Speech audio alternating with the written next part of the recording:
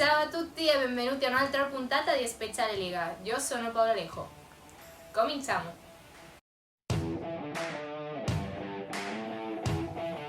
Possibile addio del Madrid alla Liga dopo la sconfitta 1-2 contro il Levante. La squadra bianca ha giocato solo con 16 calciatori disponibili senza Zidane, che è ancora positivo al Covid. Duro colpo per i biancos che vengono da 5 vittorie consecutive.